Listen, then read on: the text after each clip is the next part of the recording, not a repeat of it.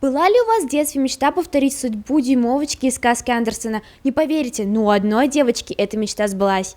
На сцене Русского драматического театра в главной роли Дюймовочки Вика Алымова. В свои 17 лет она уже попробовала себя в разных направлениях – музыке, игре на инструментах, медиасфере.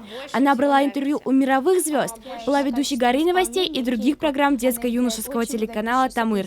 Собаки появились 12 тысяч лет назад, когда пещерные люди приручили азиатского волка. Демка совсем не похож на волка, и это меня очень радует. Выбор профессии – это сложный этап в жизни каждого человека. How old were you when you first time played the piano? Не обязательно надевать традиционный сказочный наряд. Можно просто подобрать вот такое платье и вот такую шубку. Алымова Виктория и моя Мишель специально для «Горы новостей». Сейчас Вика уделяет все свое время вокалу. Благодаря своему упорству ее заметили на кастинге, и она получила главную роль в спектакле-мюзикле «Дюймовочка и принц».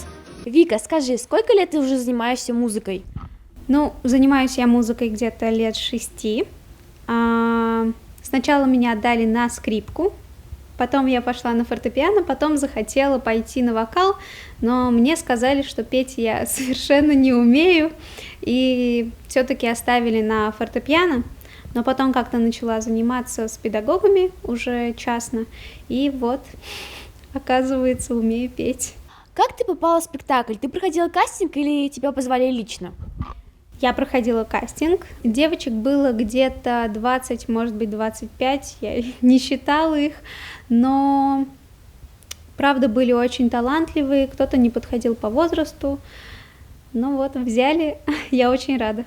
А как тебе в общем актерский мир? Актеры замечательные люди на самом деле, потому что все очень поддерживали и обещали, что если я где-то запнусь или если вдруг резко забуду слова, то они обязательно помогут, потому что, ну, правда, на сцене может произойти все, что угодно. Были ли у тебя какие-нибудь ошибки во время выступлений?